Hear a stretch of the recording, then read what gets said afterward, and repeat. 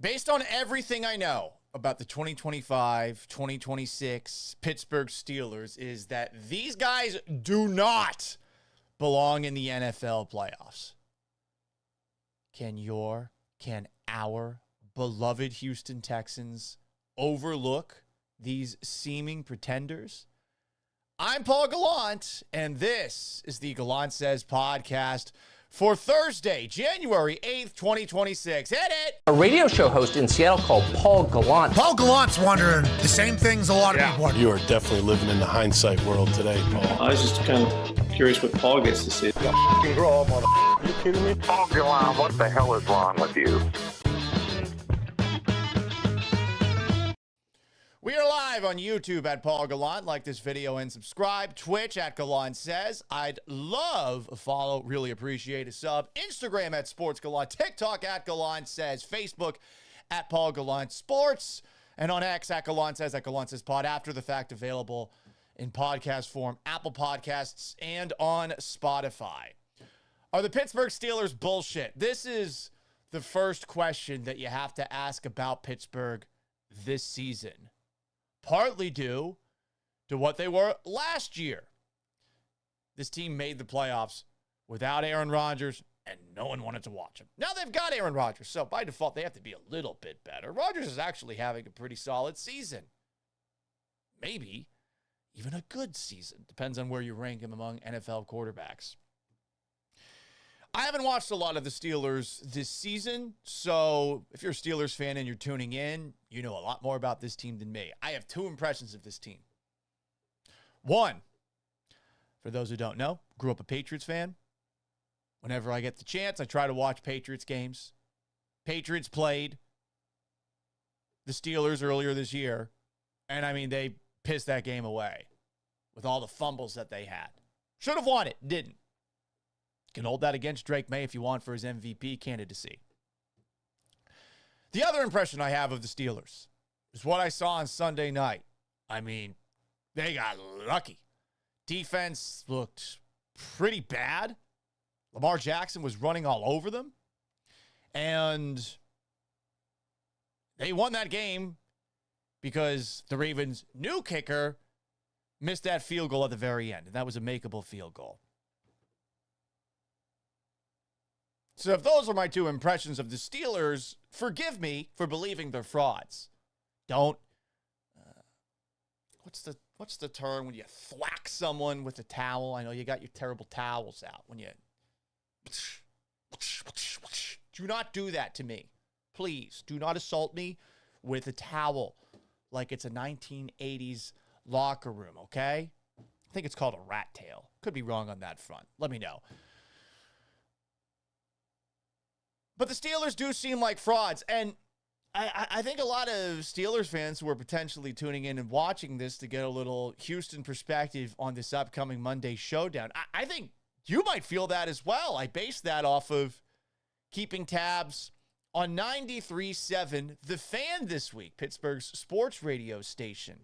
I've been watching the afternoon show with my guy Andrew Filipponi, Chris Mueller, and there have been some fantastic calls that you've got to see and hear to believe. This Steelers fan doesn't even think losing the Super Bowl at the gun should allow for Mike Tomlin to return for another year. If they got to the Super Bowl and Seattle's kicker Myers hit a 59-yarder to win by a point after the Steelers play this unbelievable instant classic Super Bowl, and they lose on a 59-yard field goal at the gun. He'd be the first NFL head coach in the history of the game to get fired after losing a championship. To be very clear here, you would want him fired. I can't support mediocrity any longer. It's not That's mediocrity. What we're doing here, guys. They would be the reigning AFC champions. But what does that get us long term? Who cares? It's a trip to the Super Bowl. Mark, if you don't win the big dance, what are we doing? Good. I love that. What does making it to the Super Bowl do for us long term? Does that sound like a spoiled fan base? A little bit later, I'm going to talk with Andrew Filipponi about the idea of if the Steelers are a spoiled fan base. But, whew, that is a take. Make it to the Super Bowl? What does that do for us long term? Steelers fans are specifically out on Mike Tomlin. Here's another Steelers fan who would endorse firing Mike Tomlin, say Pittsburgh were to win the Super Bowl. Well, I don't care what they do. Mediocre Mike needs to go. Okay, they win the Super Bowl. He's mediocre Mike. I don't think that's going to happen. Well, you said you made it to the you said I don't care what they do. I gave you something they could do, albeit far-fetched, and you already changed your mind. Well, no, if they win the Super Bowl, I don't expect much out of them next year because who's going to have a quarterback? We're going to play the same conservative game. We're not allowed to throw the ball between the hash If they marks. won the Super Bowl, you would say, I don't expect anything out of them next year because they're going to revert to their old ways. That would literally be your opinion on a Super Bowl victory. Yes, I think Mike Tomlin should have been gone 10 years ago. Thank you. You must be great at holiday parties. Like that line from Pony at the very end there. You win the Super Bowl, fuck it, fire Tomlin. So the fan base, at least based off of listening to Pittsburgh sports talk radio the last couple of days, seems to think that the Steelers are frauds. And I kind of think the Steelers are frauds. That said, Texans can't overlook this team. I don't think they will. I think D'Amico Ryans is going to have them ready to go. This is now their 5th playoff game under D'Amico Ryans. It is their 3rd road game. It's not going to be a great weather environment. It's going to be chilly. Pittsburgh does have a good fan base. The terrible towels. They play Renegade late in the games. If the Steelers hang around, crowd could potentially be a factor, given the Texans' constant shooting themselves, Plaxico Burressing themselves. Steelers fans get that reference, although I guess that's more Giants, Plaxico Burress. I forget where he was when he was at the strip club and the gun fell out of his sweatpants and boom, shot him. But, you know, the Texans shoot themselves in the foot all the time. Illegal formations, illegal man downfield, illegal shift. Good God. Hasn't gotten better over the course of this year. So you can't overlook this Pittsburgh's team if you're the Texans. And I think that the Steelers are essentially a midlife crisis of the Texans, where they're at right now, say that they never get past the divisional round of the playoffs, and 5 years later, we're talking about another playoff game. And maybe the fan base is going to feel the same way. Oh, D'Amico Ryans could win the Super Bowl. I'm going to fire him. Oh, D'Amico Ryans could lose the Super Bowl at the gun. Fire him. You got a hard-ass head coach who is definitely loved by the owner. Similarity to the Steelers. 5 years from now, you would have a older quarterback, but in his prime quarterback, who is considered, at least talent-wise, one of the better quarterbacks in the game. I think people are always going to say that about C.J. Stroud. But you'd also be saying he hasn't done much in the playoffs. By the way, that's been the Aaron Rodgers experience for a while. Nico Collins, physical freak wide receiver who doesn't always stay on the field. Injuries for him. For DK Metcalf, the Steelers version of this, it's generally due to things that he does, losing his temper, fighting a fan, punching him in the face. Conceptually, Steelers have a pass rush as good as Houston's. Hasn't exactly panned out that way this season. You got names in the secondary that you'd recognize a couple years down the road. Jalen Ramsey, like a Derek Stingley. Joey Porter Jr., Kamari Lassiter maybe, Caleb Bullock down the road, Jalen Petrie. I think the Steelers, in a way, are a midlife crisis version of the Houston Texans. Say things don't go their way. They've got that monk bald look going on, you know, where, you know, you got the sideburns, but on the top it's chrome. You got a tire around your waist, you know, getting a little fat. Maybe you're divorced. If you got money, maybe you're dating somebody out of your expected age range. They say you're the greatest coach in NFL history, something like that.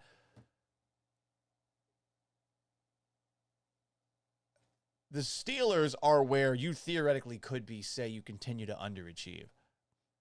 And I hope the Texans at least think about that a little bit. Do not overlook this Steelers team, even if they seem to be frauds. Don't do it. Resist the temptation. Resist the rat poison. I feel like to properly talk about the Steelers, I need to bring in somebody who has covered this team for years. So, after a shout out to Texas Tags for the super chat. Appreciate that. He asks, Steelers fans talk long-term? Fuckers had 3 coaches in like 1,000 years, but want to talk long-term. I know, that is interesting. I don't know, though, that that's the Steelers fans' fault. That might be their ownership more than that. But to bring it back to talking about the Steelers, let's bring in somebody who has actually talked about this team for a while. What are the Pittsburgh Steelers? Are they bullshit? Here's Andrew Filipponi of 93.7 The Fan in Pittsburgh. Joining me right now from Pittsburgh, he hosts the PM team on 93.7 The Fan, Andrew Filipponi, my Syracuse bro. Pony, what's going on? Looking forward to this game Monday night, Texans and Steelers. And I am too. Last year's wild card game, I was not looking forward to. The Steelers had lost 4 in a row. I knew they were going to get annihilated by the Ravens. And there was this weird sense of resignation in this town. Like people were trying to create hype videos and rap songs and stuff to get people into it. And it just fell completely flat. And this year, I think because of how insane Sunday night was, it sucked people back in. And we're having some outlandish conversations about what the Steelers are capable of doing in the playoffs now because of that one game. I've been enjoying hearing some of those conversations on your radio show this week. My impression of the Steelers this year is based off of 2 games. I grew up rooting for the Patriots. Whenever I get the chance to, I watch the Patriots. I have no idea how New England biffed that thing away earlier this year.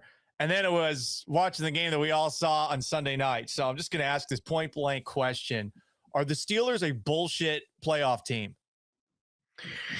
I don't think so this year. As far as last year, the Bengals didn't get in. Denver got in because Kansas City rested their guys in week 18. And if we had some kind of committee or subjective process for the AFC playoffs last year, that group of football brains would have kicked the Steelers out and put the Bengals in.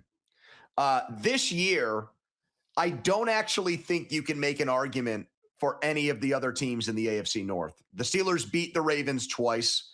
They beat them with Lamar both times. And the Bengals can't get out of their own way, and Burrow was hurt for most of the year.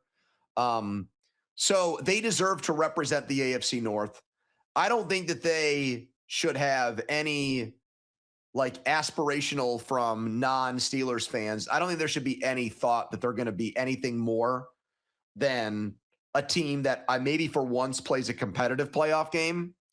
But to me, they have some qualities and some Aaron Rodgers mostly or mainly that make me think that they're more of a legitimate playoff team than they were a year ago. Last year, they came in as a complete joke, and I think they were ready for the season to be over with, and the way they conducted themselves in Baltimore backed that up. What degree of Aaron Rodgers are we going to see on Monday night? Obviously, he's not the guy he used to be, but I have heard complimentary things about his play this year, all things considered. I know the last couple of weeks, no DK Metcalf. To you, has he surpassed your expectations? Oh, by a ton. Yeah, I thought this was going to be horrible. I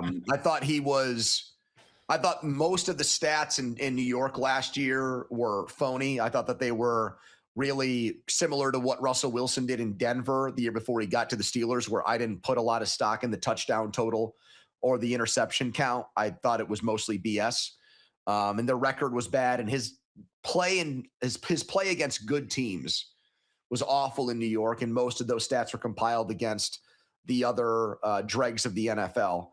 But look, he has not been consistent this year. He broke his wrist. I don't really think that that's hampered him that much. But he has been, I think, probably a top 15 quarterback this year. And he's played games where he's looked like the old Aaron Rodgers this season. The first game when they went to Baltimore and won, he threw for 284 yards, and they threw the ball downfield, and it wasn't just on checkdowns and short throws. He actually had to make big plays, and he did. And he outplayed Lamar Jackson in that game, and he did for most of the game Sunday night before Jackson kind of came alive in the fourth quarter. But yeah, I mean, I thought they were going to be a 7-10 football team this year. I thought he was going to be the guy, ironically, who ended Tomlin's non-losing season streak. But instead, he's the guy that might give Tomlin his best chance to end this playoff win drought that we're stuck in right now, Paul. It's been a long one. Interesting you mentioned consistency, because that's been the big problem for CJ Stroud really since his rookie year, maybe to a lesser degree. I think if you've watched Stroud, you see potential. You just wish that he could string it together a little bit more. And that's going to be difficult on Monday night where they're playing outdoors. The weather's not going to be great. And on top of that, you've got issues where you're not really 100% sure what the hell is happening on your offensive line yet again. And I imagine that plays into the Steelers' hands with that pass rush of theirs. Is that the strength of this team?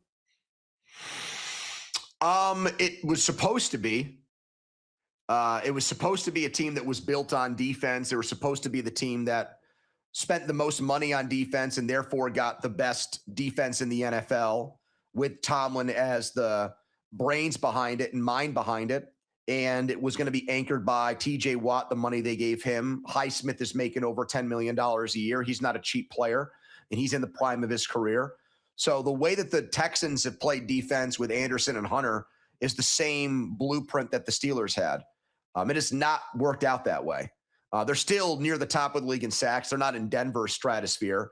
They don't have the gaudy sack totals that Anderson and Hunter have from their combo, but it's just been a weird season in that they have absolutely, kind of like Rodgers, they've played games that remind you that they can be an elite defense. And then they play games where they look like the worst defense in the NFL. Sunday night at times, that was the case. Yeah. I mean, they did that against the Bengals earlier this year on a Thursday night, and Flacco torched them. The nipple game. Yeah, that game. Yep, that's right. So there's been a lot of those moments. I mean, it wasn't through the air, but James Cook had the best game by a Bills running back since like O.J. Simpson against them. I hate to bring that name up, but it's true. 50 years ago against the Steelers. So, yeah, I mean, that's the thing about this game that I wonder about is, like, on paper, the Steelers defense should be able to keep the Texans offense at bay and check and hold them under 20 points. But there's also games where teams that I thought were middle of the pack or worse offenses completely annihilated them. You can see why the over-under for this game, and I know per FanDuel it's 39.5. So I'm with you there. The Texans can't really run the football, so I do think this is going to be one of those low-scoring games. Everyone knows Aaron Rodgers, TJ Watt, Highsmith a little bit less so here in Houston. Is there a specific Steeler that a Texan fan probably hasn't heard of that they should be concerned about for Monday night's game? I think there's two on defense. The first one is probably Joey Porter Jr. Nico Collins didn't play in Week 18. He's going to come back and play in this game, obviously, and he's going to be closer to 100%. And Tomlin is well aware of how good this guy is, how underrated he might be, because they saw that firsthand a couple of years ago when they got blown out down in Houston, and he was a monster in that game. Joey Porter Jr. has not given up a touchdown, I think, in 2 years. It's wild. His passer rating stats are incredible. He got exposed a little bit in that Thursday night game against Cincinnati against Higgins, where he committed a bunch of penalties. That was by far his worst game of the year. He's not a great tackler. It's weird because his dad was such a hyper aggressive, menacing, really kind of alpha male player, super physical, and his kid is not really wired the same way, but he's a really good cover corner. So I'll be interested to see if they do some things to ensure that that's the matchup they get, Porter Jr. on Nico Collins. And then the other guys, the defensive lineman they drafted in the first round, Derek Harmon, when he has played, they statistically grade out as the best run defense in the NFL. When he hasn't played, they grade out as either the 31st or 32nd run defense. Whoa. There is an unbelievable stark contrast. I think at one point, this is now going back a few weeks when he returned for the Detroit game and they held Jahmyr Gibbs and Montgomery to combined under 40 yards. When he played, they were giving up, I think, 65 rushing yards per game. And when he didn't play, they were giving up over 130. Now, it's not visible. It's not like you see him make these like gigantic tackles for loss and shooting through the backfield and blowing running backs up and stuff like that. It's just, I think there's not really a hole up front with him out there. And Cam Hayward is 36 years old and is still playing like he's 26. And so those two guys up front, I think, make it difficult for teams to run the ball on them now. And like you mentioned, the Texans really haven't found success doing that this whole season anyways. On the flip side, you're looking at this game. What Texan concerns you the most? Oh boy. Well, the low-hanging fruit is to just say Hunter and Anderson. That would be the obvious ones. To say both of those guys. The Steelers left tackle, Dylan Cook, is a guy that was on the practice squad all year until about a month ago, took over there because of 3 injuries, and has been really good. He didn't give up a sack to Myles Garrett when they played late in the season. He was a former NIA quarterback, and they just beefed him up, and they've developed into an offensive tackle, and he's a great success story. But I could see that fairy tale coming to an end Monday night. And it's hard to give him a ton of help because you have to worry about the guy on the other side. So that would be the easy one to say one of those two guys. Honestly, the other player is Schultz. I thought Schultz had a really good game against the Colts from what I saw. He made that one-handed running catch from Stroud early in that game. I want to say back in November around Thanksgiving, the Steelers had given up either the most catches or the second most catches in the league to tight ends. They were right near the bottom of the league as far as opponent tight end production. We've seen teams attack the middle of the field against them a lot. And their safety play has been awful the last couple of games. Jalen Ramsey played the worst game I've ever seen him play in his entire NFL career on Sunday night against the Ravens. And Kyle Duggar was actually a great find by them when they initially picked him up from New England. And I would say his first 5 or 6 games were outstanding. He got benched at the end of that Ravens game. He was not out there late, and I don't really know what that means for this game against Houston. So you've got some safety questions for the Steelers. So I guess Schultz and any receiver who can take the top off the defense, which for you guys is a few of them. So that would be my way to answer that question. I like that with Dalton Schultz, just given this year he's been a lot better than he was last season, and going into the year too. I remember D'Amico Ryans even said it. This is the Dalton Schultz that we thought that we were getting. At least he talked about that during the offseason. Can't talk about the Steelers without talking about Mike Tomlin. And listening to your show this week, you think Mike Tomlin's off the hot seat. I don't think that you're happy necessarily that he's off the hot seat, but you're okay with the Steelers sticking with him, assuming that they don't get blown out on Monday night. I don't know how he feels about the situation other than I saw him pounding his chest. So he definitely feels like there's something off of his back going into this. And hey, you won the AFC North. You beat the Ravens, even if it took a little bit of help to do it. I guess as far as confidence level in Mike Tomlin, Steelers fans clearly aren't. I heard some really funny takes on your show over the course of the week where one guy we were getting into it with had said, hey, there's nothing the Steelers can do to change my mind. You said win the Super Bowl, and this guy still said, yeah, I mean, the specific quote was, what does winning the Super Bowl do for us? Which was one of the funniest fucking things I've ever heard. And perhaps to your co-host's points is a symptom of a little bit of brain rot, a little bit too much obsession with the draft industrial complex, everyone wanting to play GM. It was funny to listen to, but it did depress me a little bit. Yeah. But to bring it back to Tomlin, what's your confidence level in him as a coach? I think everyone looks at him, you think the Steelers are going to be ready to go, and they got that hard-nosed edge, and they do like to play for him. That's what everyone always says. And yet, I can imagine, just given how the city seems to be feeling about him, even after a win over your arch rival to wrap up the year, that there's a lot of doubt about what he can do as the leader of this team. Because he's failed in these moments so many times. And it's been so long since we've seen him triumph here that fans are not going to predict it.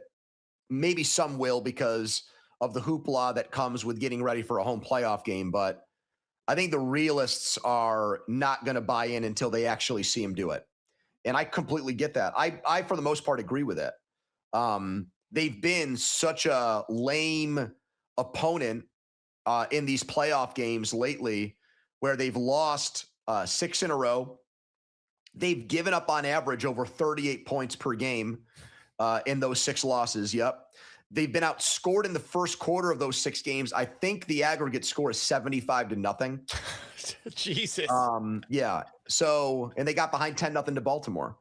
So, and Houston's been good at scoring points in the first quarter lately. So, I don't agree with if they win the Super Bowl, nothing changes and we should still move on from the guy. Clearly, obviously, I have a brain in my head, but I do empathize with Steelers fans who now actually feel like they're long suffering, which might be a weird thing for other fan bases to hear. And it comes off as a champagne problem. But when you're one of 8 teams that hasn't won a playoff game going back to the start of the 2016 season, and every other team in your division has won a playoff game more recently than you, and you're non-competitive in these games for the most part, and every season kind of feels the same and looks the same, that amount of redundancy with the Steelers has just caused a lot of fans to either, I won't say get apathetic because that's not true, but there's just a lot of anger and pent-up frustration that comes out whenever they lose games that trigger or remind people that this is probably how the season is going to end again, with another one and done in the playoffs. I can empathize with that when you've seen really good and you root for one of the best franchises ever, no matter what you're doing in the regular season. It does come to a point where you're like, oh, well, what's happening in the playoffs? Whether it's covering the Astros the last couple of years, there does seem to be a little bit of apathy when the Astros don't look like they have the best possible team. And having grown up a Patriots fan too, like there's a certain point where if you experience enough success, you do get spoiled, and then you don't experience it for a while, and you're like, what the hell's going on here? So I was going to ask if Steelers fans are spoiled, but I do, from the way that you framed it, I think that's a good way to kind of dodge around it. You have just different expectations. Some of them are just absolutely crazy. What does winning the Super Bowl do for us? I don't think that winning a playoff game, one playoff game in 8 years, is a sign like that. Demand of fans is. No, I agree. You know what I mean? I mean, I think any fan base would feel the same way. For sure. You know, like one of the things we've talked about a lot is how many other teams would have fired Tomlin over this stretch? And I think it's the majority of the league. Yeah, I mean, until Harbaugh got canned, that was the other guy that you took a look at and you're like, okay, well, they're just going to be consistent. They're going to be patient. And that's got to be annoying for Steelers fans to a degree, constantly being talked about as the most patient fan base, or excuse me, the most patient ownership in the NFL. Yeah, and he just does enough every year to not have the owner feel like things have reached their endpoint. It's very rare for coaches in the NFL to get fired after winning seasons. It almost never happens, unless you have some kind of huge schism between the coach and the owner, or the coach and the GM, or the coach and the quarterback, or something like that. And that just doesn't exist here. That's the other thing that I think gets people upset like me, is there just seems to be a level of contentment and acceptance of like what they've done over the last few years. there's even, I feel like, a sense of pride that they're still a relevant football team. Now, we could debate relevant, and they're not a championship contender and haven't been for a long time, but they're still in the playoffs almost every year since Ben's retired. And they haven't found their next franchise quarterback, and they've avoided turning into the Jets or the Raiders or the Browns. And I feel like they're proud of that. Like, that's more of a badge of honor for them than the fans view it as. That makes sense. And I mean, shoot, even look at the Colts, who haven't won the division in all this time, and Chris Ballard's still hanging around, constantly spinning the wheel with quarterback after quarterback until he's bringing a fucking retired grandpa in for no real reason at all. I still don't really get that one. But to bring it back to the Steelers themselves, DK Metcalf suspended the last couple of games of the season for that interaction with a Detroit Lions fan who seemed to be a bit of an asshole himself, but whatever the hell happened there, who knows? I've always liked DK Metcalf. I covered him for a couple of years up in Seattle. I enjoyed talking with him the few times that I was able to, but I do know that this guy has a little bit of a temper in him, and I'm curious, what's more likely from DK Metcalf on Monday night?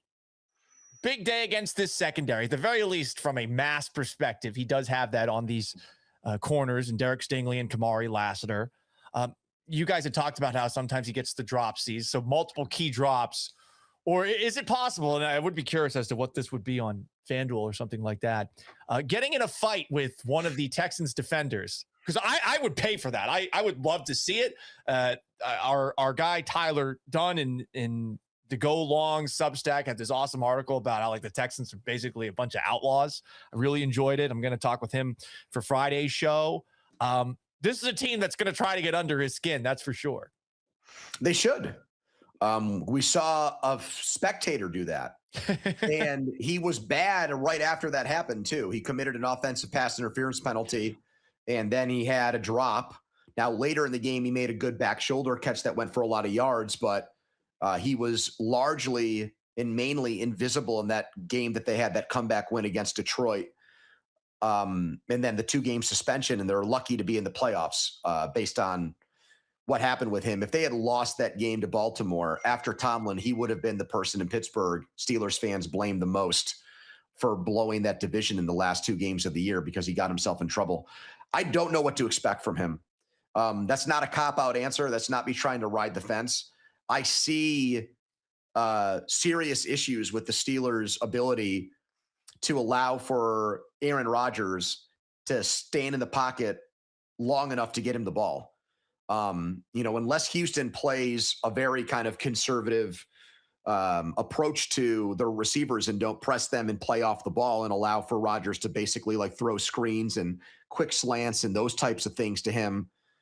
I mean, I don't know against these corners and against that pass rush how he has a big game. It's almost going to have to take a coverage bust or some kind of gaffe by the Texans to create the time and space necessary for him to make DK Metcalf a big factor in the game. The only other thing I can think of is if somehow, and the Steelers have been better at this the last 4 or 5 games of the year, if they run the ball effectively and force Houston to really respect that, then maybe there's a play action play or something like that where Metcalf is able to get open and he catches somebody sleeping. But I don't see that Alec Pierce performance per se like we saw in the first half on Sunday before that BS ejection. I don't see something like that happening for DK Metcalf on Monday night.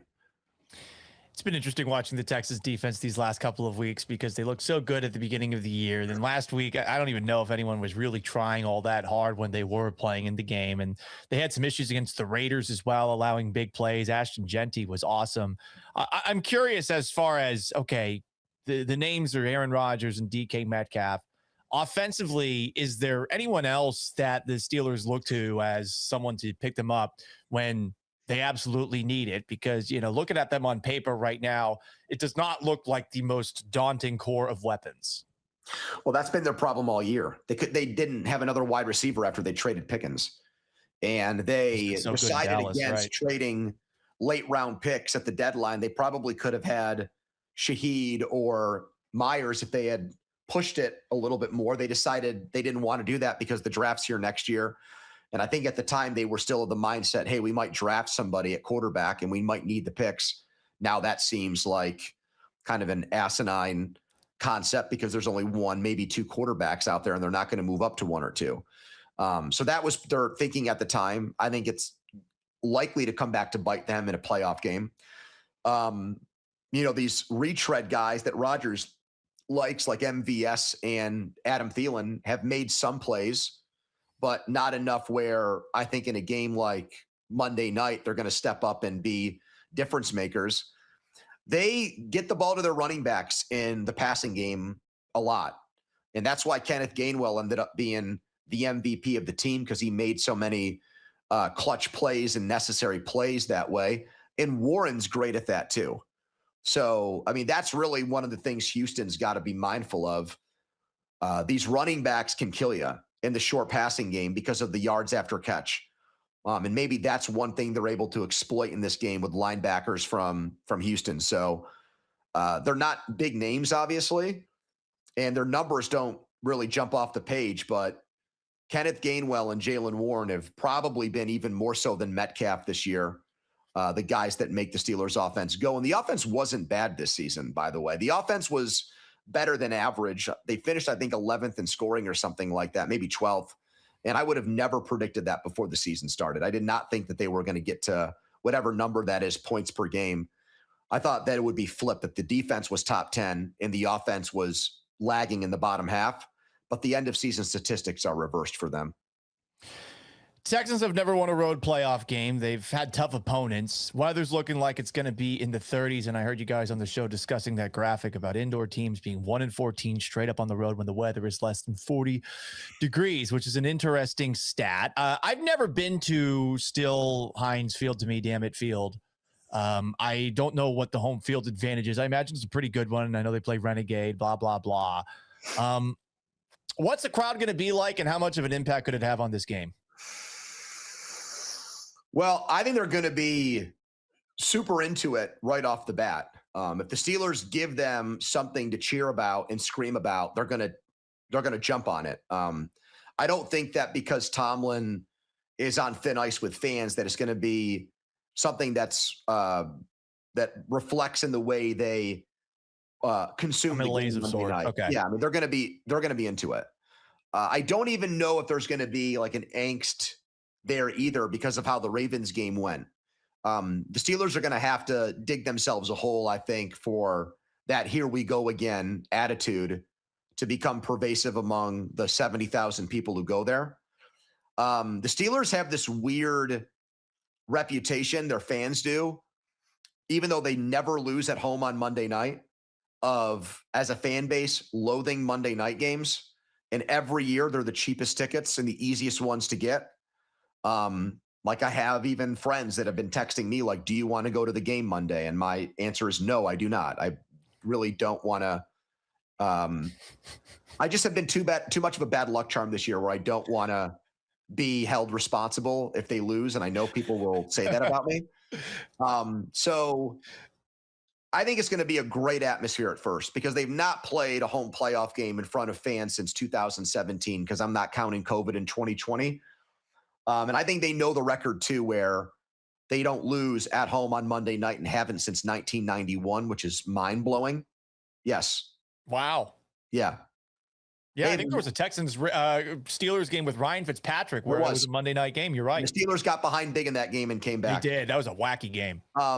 They have not lost a home Monday night game since Jeff Hostetler and the Giants came here in 1991 and Chuck Knowles last year. Now, there's a little bit of an asterisk on that because they did lose a Monday afternoon game during COVID to the Commanders and Alex Smith when they were undefeated. It was their first loss that season. They were the last undefeated team in the league that year. And this game, I guess, doesn't really technically count as Monday Night Football either because it's a playoff game. But yeah, fans here think that they're invincible on Monday night. Well, that is an interesting stat. Personally, I hate that there's Monday night playoff games now, but that's neither here nor there. Let's wrap it up with this. Texans currently 3-point favorites. The over-under for this game, 39.5. Who do you think ends up winning this game? Do the Steelers pull this off? Not asking you to make any bets like that last one, but Yeah. Well, I would not. I would never bet on them to win a playoff game until I see them win one. So I would take the Texans. I think if DeMeco Ryans wants it, and I feel like he doesn't because he's got too much respect for Tomlin. I think he's got bulletin board material. Tomlin talked about Houston and Stroud on Tuesday and gave, I thought, more credit to Davis Mills for the Texans winning 9 in a row and making the playoffs than he did Stroud. He said, I've got a lot of respect for Stroud. And then the next 2 minutes of words that came out of his mouth were about Davis Mills. He also said of their offense, this is kind of like saying a guy works hard or that a girl is cute. He said with their offense, the strength of the pack is the pack, which is code for I can't really come up with a lot of nice things to say about the individual players. So I'll just say the whole thing is decent. But if I were Stroud, I would look at this like, yeah, my numbers aren't great, but I've been in the NFL for 2 years. I've won a playoff game each year. There's only like a handful of guys that have done that in NFL history. I've come through clutch in those games, like the game against the Chargers in the second half last year in the playoffs. This guy hasn't won a playoff game since 2016. He's starting an old man quarterback, and he's kind of questioning whether or not I'm even the right quarterback for this game Monday night, which was the inference that I would draw from his comments. So I like Stroud. I would put myself firmly in the Stroud camp. I'm a pro Stroud guy, even though the numbers haven't been there since his rookie year. I would love him as the Steelers quarterback. I would trade multiple first-round picks to get him here. Like, I just think he's still one of those dudes. And I think that he'll find a way to make more plays than Aaron Rodgers. Aaron Rodgers, by the way, since he won the Super Bowl in 2010, let's not pretend like he's been dynamite in the playoffs either. He has not. You're right. Right. And that's like one of the other things that fans here that are still – fans are pro Rodgers and anti Tomlin, which is a very weird dynamic because Rodgers is only here because of Tomlin, and Rodgers goes out of his way to always praise Tomlin. But people are so dug in on their Tomlin opinions that they like now have tried to separate the two, even though they're attached at the hip. I think Tomlin and Rodgers right now are trying to get the same gorillas off their back. They both are Hall of Fame players and coaches that have massive struggles in the playoffs on their resumes lately, and I honestly don't see that changing in this game. I like Houston. He is Andrew Filipponi. You can catch him on the PM team 93.7 The Fan in Pittsburgh. Pony, always a blast catching up with you. Thank you so much for stopping by, and let's see what happens on Monday. Yep. See you, man. That was Andrew Filipponi. Had a great time catching up with him. You can catch his work on 93.7 The Fan. It's 2 to 6 Eastern Time. I'm curious about those comments that Pony alluded to there.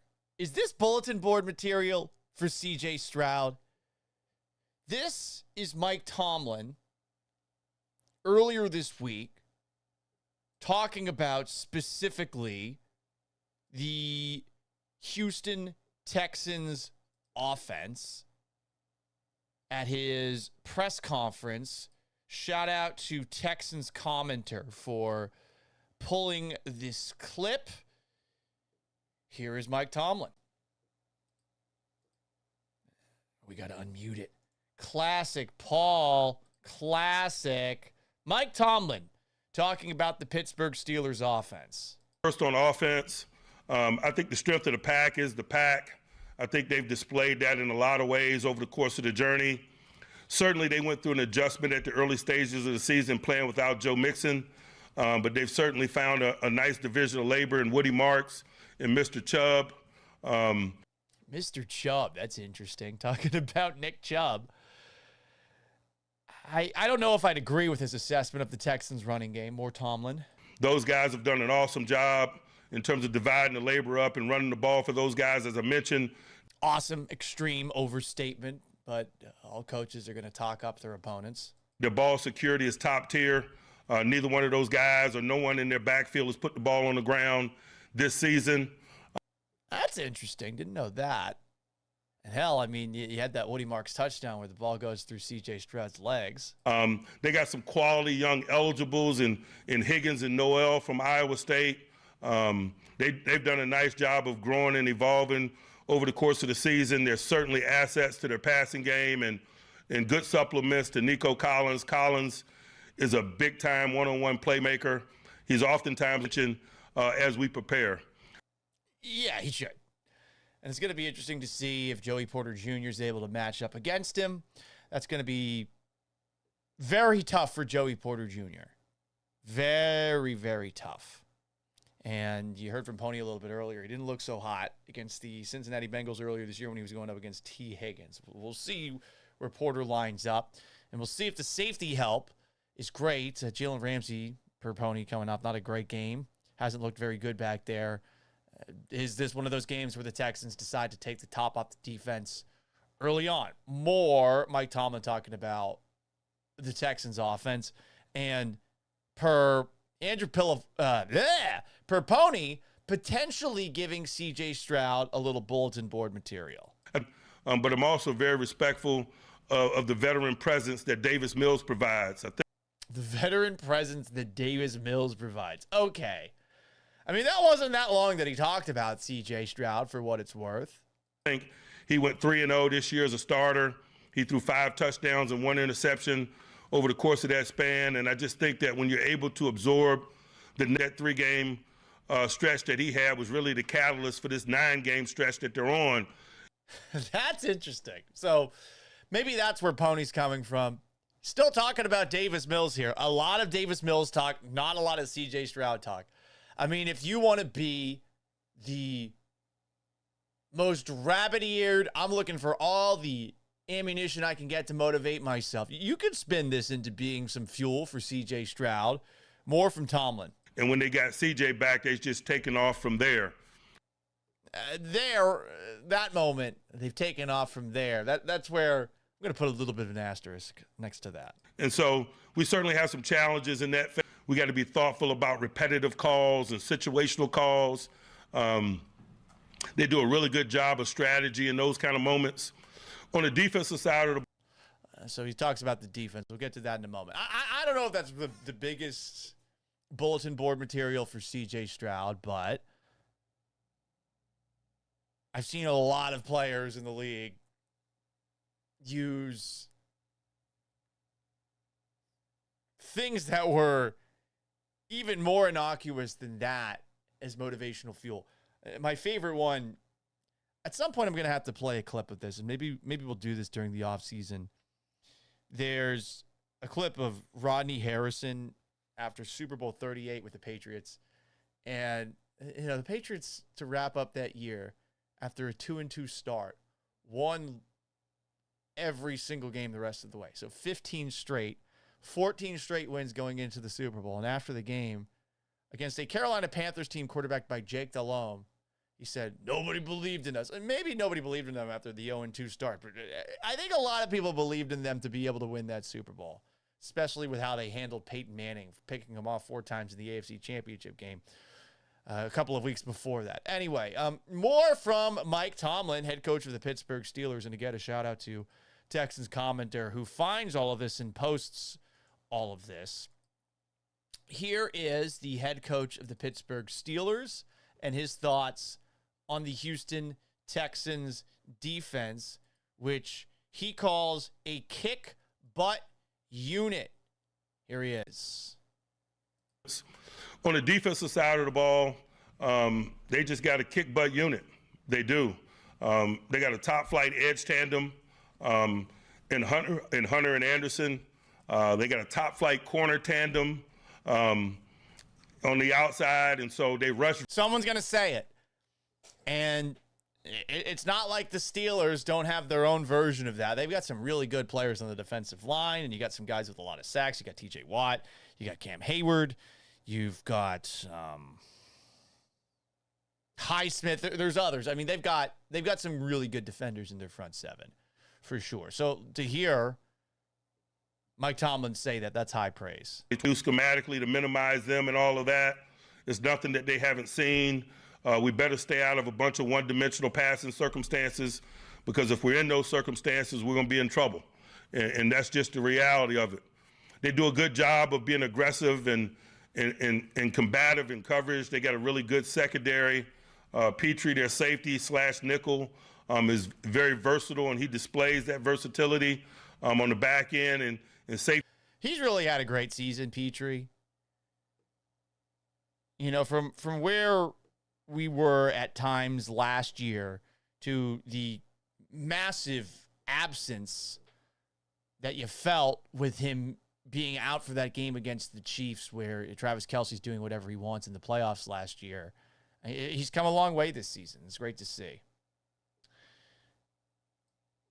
More from Mike Tomlin talking about this Texans defense. These circumstances, and also in his ability to cover and blitz as a nickel.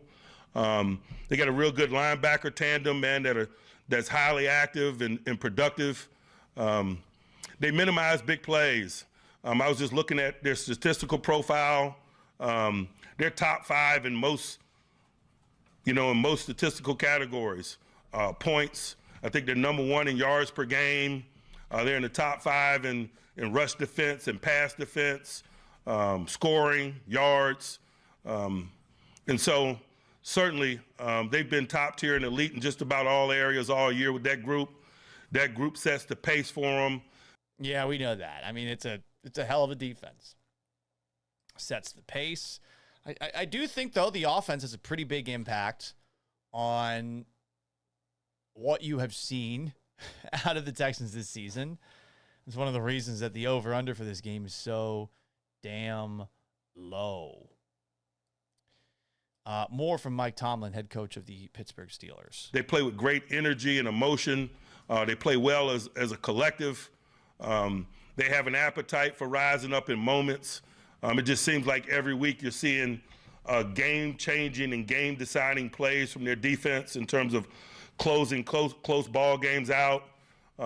They make the necessary plays in weighty moments, really in all 3 phases. I think about a 3rd and 14, I think, versus Jacksonville, where Davis Mills scrambles into the corner of the end zone to give them a late win at home versus those guys, for example. But you don't get in this tournament unless you had your moments. You certainly don't win 9 straight unless you have continuity and complementary play. They're good in all 3 phases. I think about D'Amico Ryans when I watched their tape and how he played the game, and a tip of the cap to him. I think the Houston Texans play collectively the way that he did. They're tough and smart. They play to win. They play with emotion, as I mentioned. And so, man, really excited. All right, so that is Mike Tomlin, head coach of the Pittsburgh Steelers. Yeah, this defense is great. I'm going to talk more about the defense with Ty Dunn of the Go Long podcast, Go Long Substack tomorrow. I get a kick out of Tomlin. One last clip from Mike Tomlin. This is just an amusing moment. He was talking about patience yesterday while on with Rich Eisen. Patience. And how maybe the Ravens should be more patient after nearly 20 years with John Harbaugh. Maybe he's talking about himself a little bit here. Not the best video quality. This is a cell phone camera of Andrew Filipponi posted on his X account. Mike Tomlin with Rich Eisen talking about the firing of John Harbaugh. You know, first, I just have so much respect for Harbs. You know, our stories will forever be, interwoven. This rivalry that we've been fortunate and honored enough to be a part of. I just got so much respect for him and how he's gone about his business. And we've certainly had some legendary battles over the years. You know, in terms of him being let go, unfortunately, I just think it's a component of today's sport culture. And so, there have been many examples of that. And so it's unfortunate, but I'm sure that he is going to move on. And if he chooses to coach again, I'm sure he will, and I'm sure he'll be very successful at doing so. But more than anything, I just think it's, a larger example of today's sport culture in terms of, not a lot of patience in the entertainment component of what it is that we do. There's just not a lot of longevity. I'm sure we all would like to be Don Shula and Tom Landry, but I think those days are gone. Okay. But, I mean, he's literally a byproduct of patience. They haven't been to a Super Bowl since the 2012-2013 season. And just one AFC championship game appearance since then. It was last year, and all these years with Lamar Jackson under center. And, you know, Tomlin's looking at himself in the mirror. There isn't a lot of patience across the league. Maybe there should be patience in certain situations. But I think in the case of Baltimore, you're past the point of patience. And I think, as you heard a little bit earlier in the show, a lot of Steelers fans are past the point of patience as well. But that's Mike Tomlin, head coach of the Steelers. If you want to get in contact with the Gallant Says podcast, you can send me an email, gallantsays@gmail.com, or you can leave a text message or a voicemail in our voicemail box, 281-836-3912. We get more texters there, but shout out to Rick, to Brother Bear, and some of the other guys who we normally see in that inbox. Texas tags comments with the super chat. How much holy water is needed for a Pittsburgh Steelers win? Referring to the, I think, priest before Sunday's Steelers-Ravens game, pouring a little bit of holy water in there. Well, if you pour a lot of holy water on the field, you're going to muck things up. I actually think, though, mucking things up helps the Texans out a little bit. I mean, if the game is on a bad field, maybe you trust the Steelers' running game a little bit more. The Steelers' running game is a little underrated. Jalen Warren and Kenneth Gainwell, as you heard earlier, are good in the receiving game. 5 of the Steelers' leading 7 receivers are running backs and tight ends, which is an interesting statistic to see. But that field's going to be ugly, and as brought up by Texas Tags. Also, I hope the Texans get spike cleats. There's an old school rumor that most teams use generic cleats, but home outdoor teams have special cleats for shitty weather. Thus, all the slipping. Why all the slipping by the Ravens? It's a good question. I imagine the Texans are going to be rather prepared for it, but Pittsburgh's field is uniquely bad relative to other ones across the league. More comments. Make ears great again. Hates CJ Stroud. He comments, if the Texans don't win this game, it's over for this version of the team, and we need to seriously consider getting a new quarterback. That is such an overstatement. It's an overstatement. I don't think it's about the quarterback, the offensive struggles. He's part of it, but you got a new offensive coordinator. You've been mixing and matching the offensive line all season long. You had a bad plan at running back going into the year with Joe Mixon's status. Who knows what the hell's going on, but he's not going to be back this season. You lost Tank Dell. You moved on from Stephon Diggs. You got 2 rookies that you're looking to work into the system. Really is a matter of C.J. Stroud trying to get the ball to Nico Collins and often settling for Dalton Schultz, and I think he's done a pretty good job on that front. There have been moments where you're like, what the hell's going on? C.J. Stroud makes some bad throws, but to look at Stroud as somebody who should be replaced now, I think you're just being a hater. Dwight 2001 commented on Instagram something similar. What's your thoughts on CJ and DeMeco Ryans' status? DeMeco's fine. No one is more safe than DeMeco Ryans. I think CJ Stroud's pretty safe as well. I have questions about Nick Caserio, the GM. I have questions about the offensive coordinator after this season, but I do think that they would likely bring Caley back for another year. It's really a matter of, do they get embarrassed on Monday night? I don't think they're going to make any changes unless something like that happens. Dwight also brings up the Texans are going to have Aaron Rodgers running for his life all game using that swarm defense. Yeah, it's going to be tough. The Steelers have some limitations on their offensive line. Piggy 2009 commented about the Steelers and Mike Tomlin, what you heard there. We were talking a little bit earlier. Is that bulletin board material, what he said about C.J. Stroud, what he said about the offense, how much he talked about Davis Mills? Did you take this whole speech as a threat? The energy behind this speech was funny to me. No, I didn't.